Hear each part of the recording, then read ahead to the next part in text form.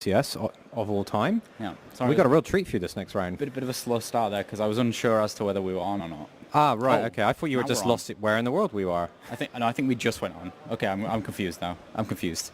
Tech team, I'm not going to lie. I didn't know when we were starting. Anyway, we're on. We're definitely on now. We have a treat for this next round. Yeah, tell us about it, Matt. So, one of the new deck types that we've had come out recently, make sure our players have got their headsets on, they're not listening, no cheating, is Danger. And we're going to be taking a sneak peek into that. And we've currently got a 2-0 player on this archetype. Yes, yeah, exactly. So he's one of, I think, about 10 players, not many players who are playing this specific version of Danger. Yeah, I'm pretty excited. I absolutely love this theme. I love the thematic behind this theme, and I think it's really awesome. I loved it when we saw the concept, and the idea was that they were the cards are like hiding in your hand, and your opponent has to discover them. And I was like, yeah.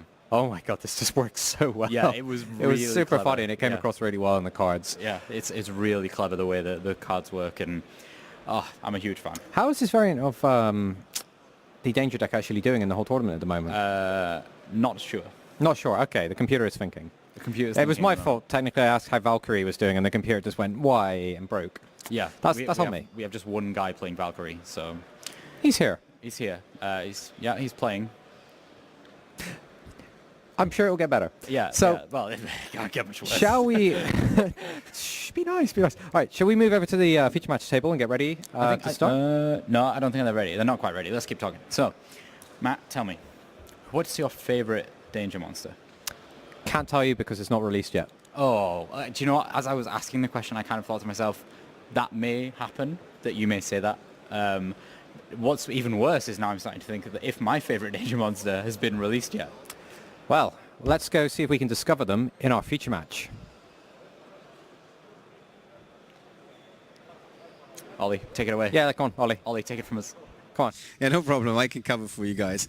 If you guys want to know what Matt Bell's favorite Danger monster is, and you want to know all about his effect, no problem. You just have to send him a postcard or an email or a Facebook message. Facebook messages are the way forward. He's happy to receive those. And I think he's learning the lesson that he shouldn't call my colleague by an erroneous name. Exactly. Because he stopped it now, so we're getting somewhere. All right, round number 3. We got 2 Daniels. We got Daniel Brut on the left-hand side, Daniel Winkler on the right-hand side, both from Germany, as the name indicates in a way.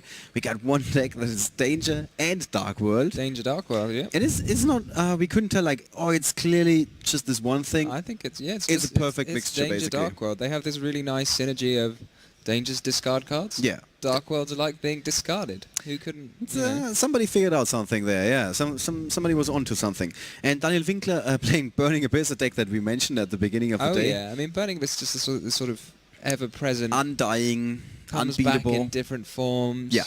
And it's going to be very interesting to see how it's going to be positioned for this weekend and then against another rogue deck. Yes. So this is the sort of thing where Burning Abyss traditionally have struggled with just dealing with a lot of big monsters. Mm-hmm. Like they have Farfa to banish one, but that's not great because it comes back. It's also one. It's not like... It's one as well. It's one at a time. You can only use one Farfa, so it's not like you're playing a deck where you summon loads of big monsters. I don't know. But they've traditionally struggled with that sort of thing. So, I mean, maybe just the Danger deck, what it can do is all of the Danger cards just summon themselves, and they're quite beefy. You know, Bigfoot's 3k. Of course. I mean, they are Nessie's big defense. legendary creatures. Exactly. Well, Everybody knows they all exist. Every They do single all one exist. of them. Well, we'll see if they... Yeah, if they exist if on they the field exist. in our feature match. Yeah. With that, we found a bit of a segue. Let's take you guys to the feature match and get our game on for round 3 of YCS Utrecht.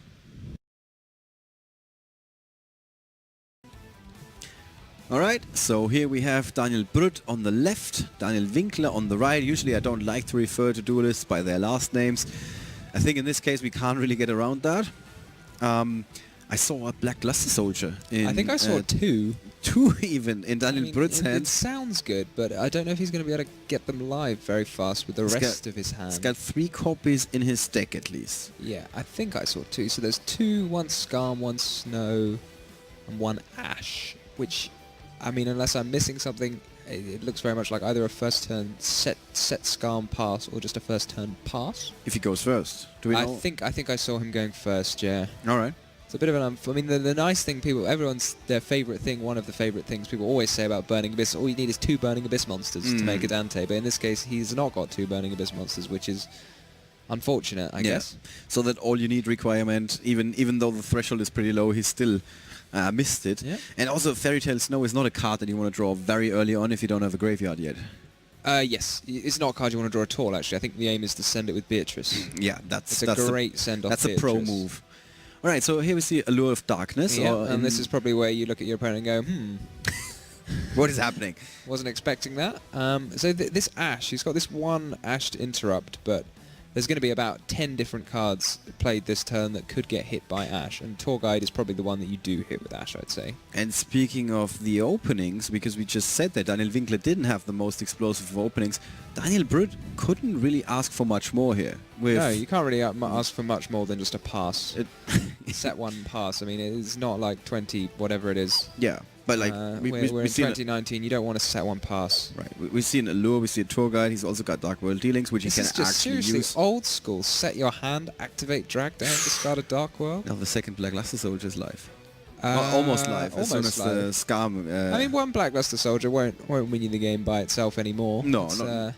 Fair point. Back in the day, it probably would have, but nowadays, I mean, it might very well be that. Maybe that was part of the combo. We can set up an OTK on the first turn. Expecting some interruption from your opponent so you can discard your Black Luster Soldiers, and then... That was probably what he was thinking when he put the 3 Black Luster Soldier in. I can discard it with my... Honestly, I'm seeing this Into the Void. I love Into the Void. It's the most all-in card. It's like, I'm going to just draw cards. Go big or go home. Go big or go home, and then during the end of my turn, I'm going to discard my hand because you're going to be dead. But yeah, I think, yes, we got all this turbo, which honestly I absolutely love decks. Yeah, you said that. You looked at the deck list and you were immediately like, I love it. There's so much. This is great. Honestly, my only complaint is that there isn't any more, you know? There's no Pot of Desire. Honestly, it is in German. Yeah. But I can't see Pot of Desire. No, there is no Pot of Desire. I can't see Upstart Goblin. And not seeing Upstart Goblin is one of the things that really upsets me. Topf der Begierden. Don't have that. Daniel Winkler has an excuse not to play Upstart Goblin because he's running Sekker's Light. That is a fair excuse. That is a very fair excuse. And in fact, it is the only spell or trap in his deck. I mean, he's got 3 copies, of course. That is required to use it. Yeah, but like, should point that out for the people at home who don't know that. And he's playing exactly 40 cards. We've seen that in some of the first feature matches of the day that players are going with 45, 43 cards, something like that. These guys, both of them, in fact, are sticking to the minimum requirement. I mean, that is the perceived wisdom is you play less cards, so you draw the ones you need. But sometimes when you have so many people sent to the graveyard effects, can't choose, or they think their deck's going to run out. Yeah, it depends whether you think your deck is consistent enough to want to. Then you'd value the extra resources over the consistency in the main deck. Or you're playing something like that grass looks greener. Or you're playing grass. Yeah, that's a good enough reason. To be playing 16. Talking about requirements. All right. Oh yeah, I love that. The Chupacabra is a fiend, so you can discard it for gates. We've seen some of the deck, which is quite cool. It's a sort of synergy with another synergy with Dangers and Dark Worlds. So I'm wondering what his next plays, because I can't... So how much is that known? Like, do people always, they look at the danger cards and they're immediately like, you should really combine this with Dark World? Or is it something where you're like... I would say it's probably the first thing people thought when they tried... I think people have actually tried them in Burning Abyss as well. But I think Dark World and Burning Abyss are the most popular two options so far. I mean, honestly, they seem reasonably splashable in just anything. Yeah. It's also like the cards themselves, the monsters, they're powerful, but they don't need a lot of support in terms of spell and traps. I mean, Bigfoot's a card you could almost just play in whatever and just, you know, it's either going to summon a 3k monster without normal summoning or just pop a card. Sounds good. Pretty good. The Utopia the Lightning used to try and negate monster effects, which is quite amusing, but it's not quite going to work. So normally you run over a monster with Utopia and the effect can't be used. Yeah. Until the end of the damage step, but Scarm activates in the end phase. So in that case, so I'm pretty unless sure he forgets he about still it, gets the search. Unless he just forgets the search. Yeah, indeed. So we've seen that before. I mean, we shouldn't, but I mean, it's easy to do. Scarm's one of the easiest things to forget. You know, you're waiting to draw your card, and you're like, oh no, yeah, I missed it. All right. So So there's a bit of a question, I guess, when the effect triggers exactly. I'm not sure about And how he's gone about. I don't think... if it triggers in the damage step, can you negate it? Because I would be surprised about that. I mean, you don't negate it just as your opponent can't activate any cards or effects. You know, So the Dark World deck kind of petered out a bit before we wanted to see it, I'd say. It would have been nice to have seen some Grapha action. But it's looking like it's kind of come to a halt. yeah, so here we have question for our table judge. I'm not sure what the question is. I think it's mostly It about... might be as to whether you have to use Utopia's detach effect. Because you can detach materials to double its attack and defense. I don't really know why you'd do that if you didn't have to, because you're not really expecting to run into a monster with more than 2,500 defense. Yeah, I mean, he can only detach them for the attack boost, which doesn't really make any sense. Yeah, I don't see why Because you'd he be doing can that. even yeah. easily, is the word I'm looking for, attack over that Scum. Yeah, and you can see its Scam before you attack over it anyway. Yeah. Oh no! Aha! It loses a 500 because of the Witch's Apprentice. Oh, did we forget about that The effect? Witch's Apprentice. Right. It's not one you come up with. I'm interested how the snow got discarded. Why he's discarding cards. We only have the Ash Blossom and Blacklust in the app here. I think he took it back because that whole thing happened, I know. Yeah, I just don't know what. and they basically In the they end rewinded phase. the game. Yeah. Ah, in the end phase, so he attacked and it didn't die, and then the cards are being discarded in the end phase for the copies of Into the Void. So he discarded Snow for Right. the first Into the Void, and then you have to resolve. That's a card effect, so Snow triggers, and then you have to resolve the second Into the Void, and then he discarded Snow again, and then he searched Grapha All right. So now we do have the minimum requirement of double BA, and in fact, it's better than minimum, I would say, because one of them is Graph. Now we're getting somewhere. Now we are definitely getting somewhere. So in the hand we can see a Scam, Droll, and an Ugly Lackluster LS. Soldier. Yep. Which is now more than life. It's now more than live, and that's a good mill of Farfa, because if he banishes the Utopia, Mm-hmm. then that will make it'll get the snow out from underneath it, which is pretty handy. That's what he's choosing to do. It's a bit of an understatement. Pretty handy. It is pretty handy, Snow. It's really good, isn't it? It is a pretty good card. I mean, I wouldn't be surprised if he's just going to try and push for game here, because he's seen that. I mean, when you see a turbo deck like this, you're not really expecting many defensive trap cards, right? You see even Into the Void, it's like, okay, he's probably not playing that many traps. It kind of tells you there's not going to be Mirror Force coming or something like that.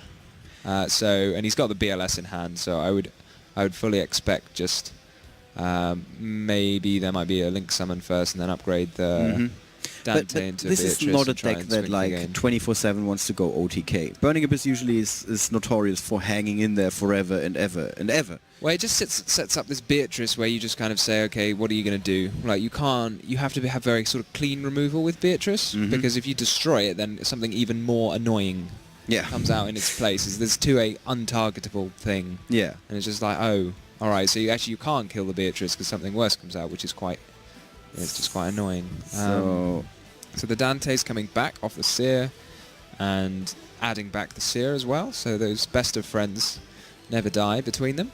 And then I'm assuming, it looks to me like he's got a nice line just to attack for game by... we also have like 8 or 9 cards in the graveyard already, so bringing back Snow should be easy enough. Bringing back Snow should be easy. Yeah, I think it's just BLS. Yep. Use Underclock Taker to make one of the attacks 0 as well. That also helps. That also helps, and then you can upgrade the... there it is, and we were talking about that earlier. When you said one BLS doesn't mean game immediately anymore. It doesn't immediately... I mean, it's like... It means you can kill them, sure. Yeah, it helps a lot. It helps a whole lot. It helps to kill them, but it doesn't mean... It's not going to like win you the game by itself. He's needed quite a few other cards here, right? Yeah, I'm not saying that, but like I said, it definitely helps. It definitely helps. So here's the first attack. I'm assuming triggers. he's done his arithmetic and figured out this is game. Otherwise, you definitely would have wanted to put the BLS not under the Underclock Taker, right, in order to upgrade it into a Beatrice. So if we count, so the BLS first to hit will be for 2/5, because the Witch's Apprentice, that very relevant attack deficit. So I think it's actually more damage if he hits over the Witch's Apprentice with the Underclock Taker first, actually. But you have to attack direct immediately again with the BLS. yeah, so if you hit the Witch's Apprentice with the Underclock Taker for 1,000, then you can hit over Nessie. It would have done 500 more damage, but I'm assuming he's worked it out in his game anyway. I mean, he's still got the snow. So he's still got snow for 1850. So he can be tricky and summon it during the battle step. Battle phase. Battle phase. And Battle he step. could summon it during Battle the battle step step. is part of the battle phase. The battle step is part of the battle phase, indeed. Right, and here it is. Now it's just a opponents simple agreed that it question was of do you game. have enough cards, and he's gonna. Oh yeah, 'cause Worst you case can scenario. banish cards from the field. Exactly. Hand, He's just whatever. gonna drop his hand if he has to.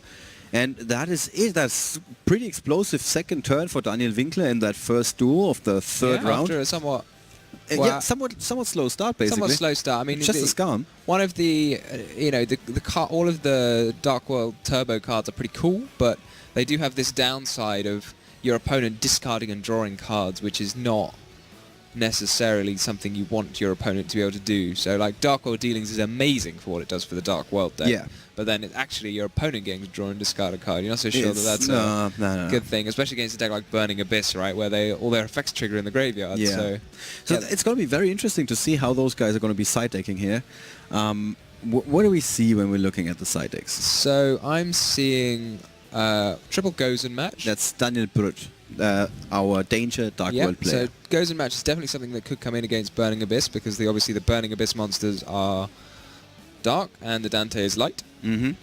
And He's also got the BLS part where he needs a few he's more got lives. the BLS. So in terms of outs to that, I assume there is a copy of the Phantom Knights of Breaksword, so it does out the Gozen match. But in a deck that's running 37 monsters, I would say Skill Drain is probably going to be coming in. Because That's a fair that's a assumption. lot of monster effects you can negate. I can see a single that's- copy of Mask Change 2, is that? Yes, it is. Which is definitely going to be a powerful card against Burning Abyss. We got Vanity's Fiend, which is also Vanity's really good Fiend, against effect Burning monsters. Abyss, indeed. Twin Twisters. You're thinking of Majesty's Fiend, possibly. But I mean, Vanity's Fiend is quite good against Burning Abyss anyway. Yeah, sorry, yeah. Twin Twister, probably not. No. And then is that Mind Control? No, that's... No, at the bottom. Oh, this is Mind Control, yeah. See, I can recognise... I'm impressed. quite that interesting, I can get yeah. card names in And it's just got control at the end. Even so- though we do have handwriting involved here. And this is some virus, Eradicator virus. Oh, Eradicator Epidemic Virus, probably. Yeah, Epidemic, yeah. Tribute monster with 2/5 Yeah. dark and win the game. Makes That's normally makes what it sense says. with that. With But that not deck. against this deck. Not in because this one, no. Destroying all their spells is not very handy. I'm just saying, like, generally speaking, that is a good card. All right, so let's take a look at the Burning Abyss list. He's Honestly, got I can't see what's coming in from Burning Abyss. Imperial Order, Twin at Twister, nah. Ghost Reaper I and guess we'll Winter find Chase. out, but I don't see what you... I mean, maybe the Vanity's Fiend shuts down all the... You can't activate the danger cards under Vanity's Fiend. But I don't know what else you would side in. He's also got Elephant. You might side Twin Twister if you're afraid of your opponent having some floodgates in their deck. All right, it seems like these guys are ready. The hand of Daniel Brut, our Danger Dark World player, is already loaded in. He's got his lone copy of Mask Change 2, but he has chosen to go second. And here we see the opening hand for Daniel Winkler, who this time around has, He has 5 his- monsters. It's almost the Well, I mean, exact he had opposite. 5 monsters last game. Oh yeah, he did. Sorry. Yeah, we were talking. We were hung up so much on the. He needs 2 Burning Abyss He cards. needs 2 Burning Abyss, and that is a very, very, very good mill. Oof. Yeah. Hitting this there, because now you can... I mean, he could have made a Beatrice anyway, but it just gives you a free extra monster, which, to be fair, he might not use. Is he chosen not to use it? Yeah. Why does he not choose to use it? Oh no, he is choosing to use Okay. it. I mean, it depends whether you want to link away. So if you put a Beatrice on top of Dante, now it has 2 materials. Mm-hmm. Whereas instead you could choose to link the Dante, and so you have your link monster, but then the Dante comes... Oh, the Dante can't come back off Seer Effect if you do that, because you've already used Seer Effect. Oh, he's just passing. He's not even making a Beatrice. Is he? Yeah, he's searching for Scarm. So That's an interesting decision. yeah.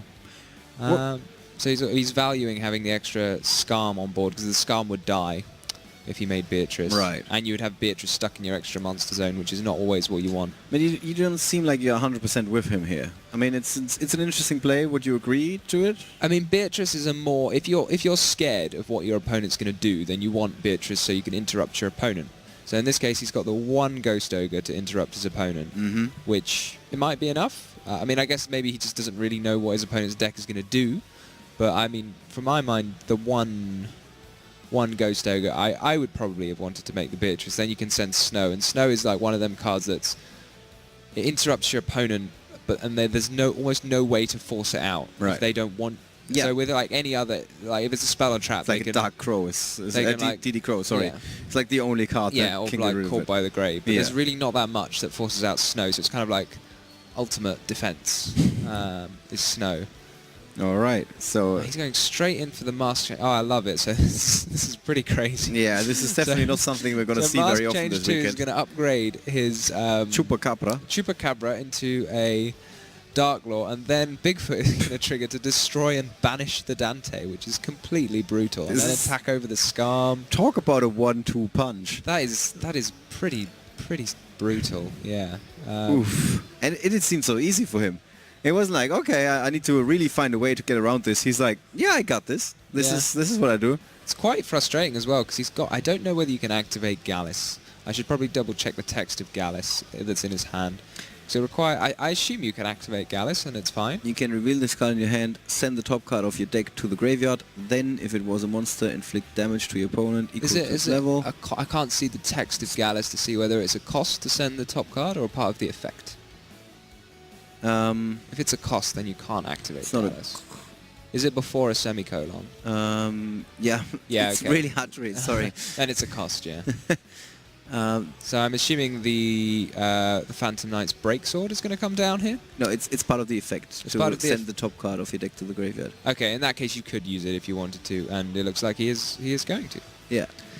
I'm not saying it's hard to read because of the effect text. It's just like our it's screen. far away from our screen, yeah. Our screen is far away from us. And the judge is also not sure about whether you can activate it, but if it's not a cost, yeah, you can can basically activate we it. can explain problem-solving card text again for the guys that are watching this, Sure. and So they haven't been watching in 2 years. some of the important parts of problem so there's sort of activation conditions, colon, followed by cost, colon, followed by effect. There's a semicolon. The second Followed time. by cost, Yeah, semicolon, followed colon, by semicolon. effect. Yep. So the thing that's going on here is Gallus says you have to send something from the top of your deck to the graveyard. And if it's part of the... Dark Law is not going to let it go to the graveyard, it's going to get banished. Yeah. So if it's a cost to send Which you something need to the to graveyard... resolve. Like you always have to pay the cost. then you wouldn't be able to use the effect. Right. You wouldn't be able to even activate the effect. Mm-hmm. But because it's part of the effect... The effect It's, just it's resolves. okay to try it, like, it's trying to Yeah. activate effect, it's not going to do exactly what you want it to do. But there's nothing stopping you from activating it. There's nothing stopping you from activating an effect that's not going to like do what it says on the tin, I guess. It's a reasonable example to get an idea of how this whole thing And works. now he's making Borrelode Dragon to be a bit nasty and steal the Dark Law. Wow. So he had a number, because of all the sort of gas he had in his hand, I guess there were a number of options as to how he was going to get rid of the Dark Claw. So the simplest option is just summon Tour Guide, make Phantom Knight's Breaksword, pop it. But he's gone for this, which ends with the Dark Claw on his own board, which is presumably quite irritating for the opponent, because I wouldn't be happy about that. like you need your Dark World to be discarded to the graveyard. It depends. I think it could be outed if he's just got a big. Oh, he just straight up passed. He said, "I don't want to deal with the Dark Law." Just pass, let it go to the graveyard. Because if you activate Danger effect, then your Danger monster just hits the grave immediately. Where does he go from here? Where He's does- got Fiendish Rhino Warrior and So Farfar. yeah, Fiendish Rhino Warrior has become really important in the Burning Abyss deck now, because it used to be that you could just sit on Burning Abyss monsters all day long, but now because you need Link monsters, if you try and have a Burning Abyss monster and a Link monster on the field, then your Burning Abyss monster will die. Yeah. So you need the Fiendish Rhino Warrior now more than ever for its effect that prevents destruction.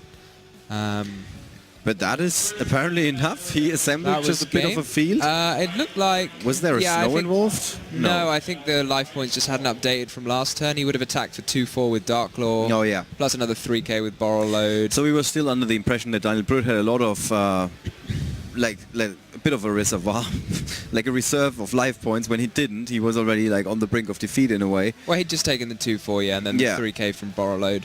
And interestingly enough, Daniel Winkler after that setup, he still had a Ghost Ogre. Like, there were still places to go for him or stop his opponent from going. Let's talk about it a little bit more in our post-match analysis. So for the fans out there that wanted to see Danger, or the version of Danger together with the Dark World deck succeed, we have to have some bad news. But then again... I am sad. I was one of those fans. Yeah, you were. You were a believer once you saw the deck list. I liked the deck list quite a lot. Pretty early on board. It's not one of those bandwagon fans. You were like the true believer from the very beginning. I wouldn't call myself a true believer. Just a believer. I just thought they were cool. Okay. You know, you can't go overboard. No, okay. So otherwise you might end up on the Titanic or something. And exactly. Then, yeah. So Burning Abyss shows that it's still a deck. Nobody's surprised about that, I guess. Nobody's surprised about that at all. We did see Burning Abyss in 7th place the first time we looked at the metagame breakdown this weekend, and we predicted, because that's almost always a fair prediction, that Burning Abyss is going to climb the ranks and go up in relative numbers. It's very often a lot of Burning Abyss players have been playing this deck for years and years and years. It's also very consistent. Some of the other decks, not so much, not always at least, and then throughout the course of the tournament they climb. And that actually brings us to a little history lesson, because YCS 100 we also saw like a super old deck that was rather consistent. I think that, was it Dark World even? Dark World. I don't think Dark World's ever been known for its consistency. It's not one. No, it's not. But it won the 100th YCS at Long It won the Beach, 100th YCS. Okay, it's not a consistent deck. I take that back. But it was a deck that nobody expected on that day. That was a bit of an older archetype. It was. I think it was always around. Yeah, but not like. It was pretty cool. I mean, I always just liked. I liked drawing cards. It wasn't part of the gauntlet. That's like my favorite. The gauntlet of like the 10 decks that you need to beat to do well in this tournament. I'm not sure. In the top 10 for sure. Yeah. But I don't know. I mean, you're just throwing me on the bus. We're going to right have now. a very silly discussion if we try and argue what were the top 10 decks for the 100th YCS 100 meta. YCSs ago, yeah. We're not going to go into that. No, at least not now. We're going to do some more research in between rounds, and then maybe we're going to get to that. Right, so what is your takeaway? What do you think about the Dark World Danger deck? I would say it didn't quite pull together. Like, you kind of wanted to see a grapher involved. So one of my favourite things about the Dark World deck at the moment is how Firewall Dragon and Grapha interact, which is pretty crazy when you think about it, because when you summon your Dark World, you bring it back for Grapha, you link away the Grapha, and then Firewall lets you summon the Dark World and summon the Grapha back again, which is the kind of crazy stuff that I want to see going on. Usually only see shenanigans like that in the Trickstar deck.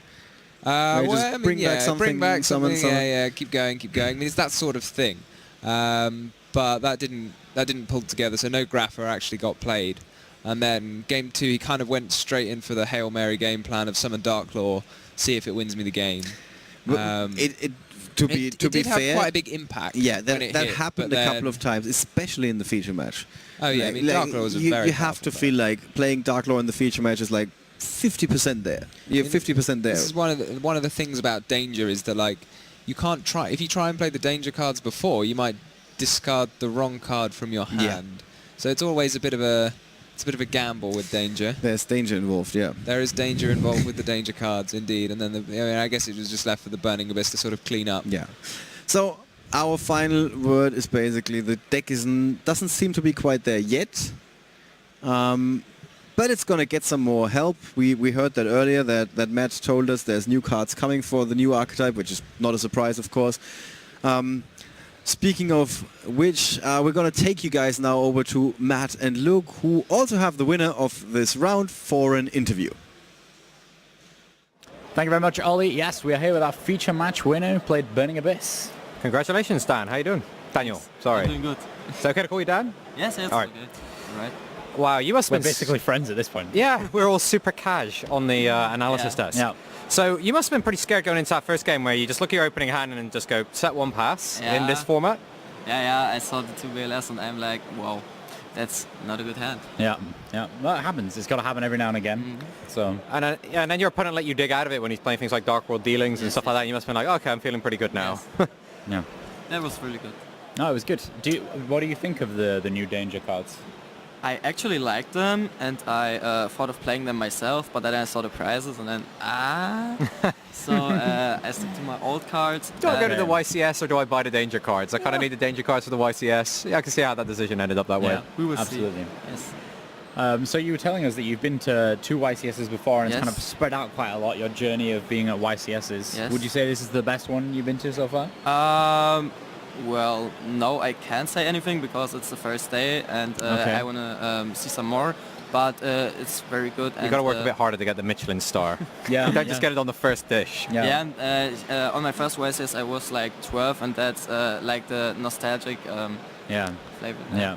Yeah, so you got that kind of feeling as Yes, well. yes. Yeah, I must say I'm the same with my first YCS. I was a bit like, even though it's, you know, it was a sealed pack YCS, it was quite a small one, it was in Brussels, but Yeah, I still remember it. I was in Brussels It was too. the same one. Are you in Brussels? Yeah, There we go. See? I never actually got to play in a YCS. By the time they came to Europe, I was actually in the judging community quite heavily, and then I joined the Okay. Konami team afterwards. Yeah. So I never got to play a YCS. But I think I'm trying to think how many YCSs I actually played. One specifically I remember, my friend topped with Shadow.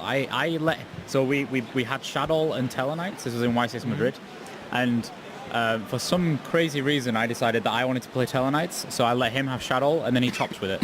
So I should have wow. picked Well, that's Shadow. on you, right? You That's just on me. chose the Yeah, wrong no, that's deck. on me. That's on me. Yeah, I absolutely should have played Shadow. So, Dan, let's talk about your second game when you saw that Dark Claw coming down with the Mass Change 2 and everything all of a sudden, because you made the conservative play of not going up into the Beatrice, and you're like, this seems like a good position, I got the Yeah, second yeah. Scarm, Yeah. then all of a sudden Dark Claw comes down. Like, what were your thoughts of that situation? First I thought, oh shit, there's a Dark Law.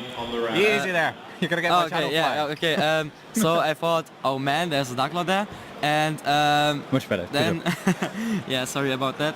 And then I thought about what can I do against Dark Law, and I thought if Dark Law is hitting me so hard, it could hit him too. And then I did my borrow load, and then I was Yeah. Players of the main That's a event, good way to think there about is it. time on the round. I like that strategy. It's just like, oh, what do I do about Dark Claw? I steal it. That's the best plan. Yeah, yeah. If you can't deal with something, then taking it away from them is always a good plan. yeah, the Gallus came good. So what are your thoughts on this format for the rest of the tournament? Like, what are you most expecting to play against? Actually, I don't know, but with my friends, we told about it a lot, and we said something like Sky Striker or maybe Goki and Altergeist and that stuff, and I'm just playing.